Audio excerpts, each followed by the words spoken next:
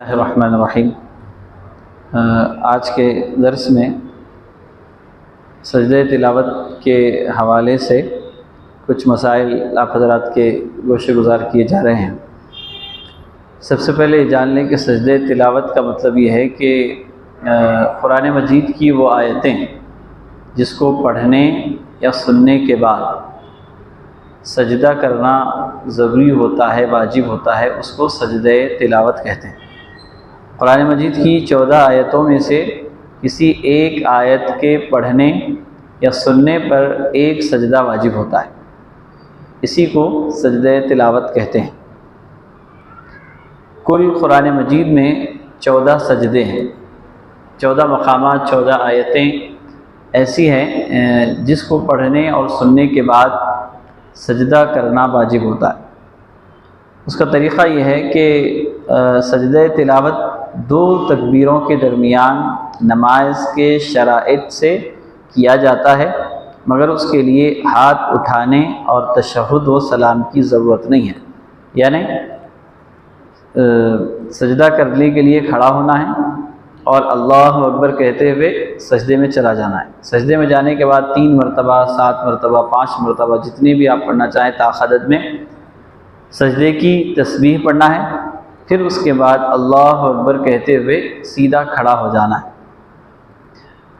اور اس کا ایک طریقہ یہ بھی ہے کہ قاعدے میں آپ بیٹھے ہوئے ہیں تو اس صورت میں بھی اللہ اکبر کہتے ہوئے سجدہ کیا جا سکتا ہے، مگر افضل طریقہ، بہتر طریقہ یہ ہے کہ کھڑے ہو جائیں، کھڑے ہو کر اللہ اکبر کہتے ہوئے بغیر ہاتھ اٹھائے سجدے میں چلے جائیں اور پھر تسبیح پڑھ کے اللہ اکبر کہتے ہوئے پھر سے کھڑے ہو جائیں، یہ اس کا صحیح طریقہ ہے۔ سجدہ تلاوت میں 2 قیام مستحب اور 2 تکبیریں مسنون ہیں، یعنی کھڑے ہو کر اللہ اکبر کہے اور سجدے میں جائے، پھر سجدہ کر کے اللہ اکبر کہہ کے کھڑے ہو جائے۔ اب وہ سوروں کی میں تفصیل آپ حضرات کے روبرو رکھوں گا جن سوروں میں یہ سجدے کی آیتیں ہیں۔ سب سے پہلے سورہ اعراف ہے، پھر اس کے بعد ہے سورہ رعد، پھر سورہ نحل، سورہ بنی اسرائیل، سورہ مریم، سورہ حج، سورہ فرقان، سورہ نمل، سورہ سجدہ، سورہ صاد، سورہ حامیم، سورہ والنجم، سورہ انشقت اور سورہ اقرا۔ یہ 14 ایسے مقامات ہیں، سورے ہیں جن میں وہ سجدے کی آیتیں ہیں جس کو پڑھنے یا سننے سے سجدہ واجب ہوتا ہے۔ امام اعظم ابو حنیفہ رحمۃ اللہ علیہ کے پاس 14 ہیں، اور دوسرے امام جیسے کہ امام شافعی وغیرہ ہیں ان کے پاس 15 سجدے ہیں کل قرآن میں۔ چونکہ ہم امام اعظم ابو حنیفہ رحمۃ اللہ علیہ کے مقلد ہیں تو ہم امام کی اتباع کرتے ہوئے ان 14 مقامات کی جب آیتیں پڑھی جاتی ہے تو اس کو سجدے کرتے ہیں۔ اور سجدے تلاوت کے واجب ہونے کے 3 سبب ہیں۔ پہلے تو یہ ہے کہ آیت سجدے کی تلاوت، یعنی جو آیت آپ پڑھ رہے ہیں اس کو آپ تلاوت کریں، اگرچہ خود نہ سنیں، مثلا بہرا آدمی تلاوت کرے۔ آیت سجدے کا کسی انسان سے سننا۔ دوسرا سبب یہ ہے کہ انسان سے سننا، آپ کے پاس کوئی بیٹھ کے قرآن پڑھ رہا تھا، اس نے سجدے کی آیت پڑھی، آپ نے سنی تو آپ پر بھی سجدہ واجب ہے، جو پڑھ رہا تھا اس پر بھی ہے۔ انسان سے سننا ضروری ہے۔ اس کے برخلاف ریکارڈ، آدمی کی آواز کو ریکارڈ کر کے وہ سننا، تو اس سے سجدہ تلاوت واجب نہیں ہوتا۔ اسی طرح اگر کسی نے طوطے وغیرہ کو قرآن کی سجدے کی آیت یاد کرائی اور بار بار وہ پڑھتا جا رہا ہے، اس سے سننے کے بعد بھی سجدہ کرنا واجب نہیں ہوگا۔ سجدہ تلاوت اس وقت واجب ہوگا جب ہم انسان سے سنیں اور راست اس کی آواز میں سنیں۔ اسی طرح سجدہ تلاوت انہی لوگوں پر واجب ہے جن پر نماز واجب ہے۔ ادا یا قضا، مجنون، نابالغ، حیض و نفاس والی عورت پر واجب نہیں۔ اسی طرح جنوبی آدمی پر سجدہ واجب نہیں، یعنی ناپاکی کی حالت میں اگر آیت سجدہ سنی گئی تو سجدہ کرنا واجب نہیں ہے، چونکہ سجدہ تلاوت کے شرائط یہ بھی ہیں کہ آدمی کا پاک ہونا۔ سجدہ تلاوت اگر خارجی نماز میں واجب ہے تو بہتر ہے کہ اسی وقت ادا کر لے، اگر اس وقت ادا نہ کرے تو بھی جائز ہے، مگر مکروہ تنزیہ ہے، اور اگر نماز میں واجب ہو تو پھر اسی وقت ادا کرنا چاہیے۔ نماز میں قرآن کی نماز پڑھ رہے تھے اور پڑھتے پڑھتے قرآن کی وہ آیت آپ نے پڑھی جس میں سجدے تلاوت ہے، سجدہ کرنا واجب ہے، تو نماز کی حالت میں آیت ختم کر کے فوراً سجدے میں چلے جائیں گے، پھر اس کے بعد جہاں سے نماز چھوڑے تھے وہاں سے آپ کو مکمل کرنا ہے۔ نماز کے علاوہ آپ نے کبھی بھی قرآن کی آیت پڑھی سنی تو جلد سے جلد سجدہ کرنا واجب ہے، بہتر ہے، اور تاخیر کی جا سکتی ہے مگر فقہا نے اس کو مکروہ لکھا ہے، تو لہذا غیر ضروری تاخیر نہ کریں۔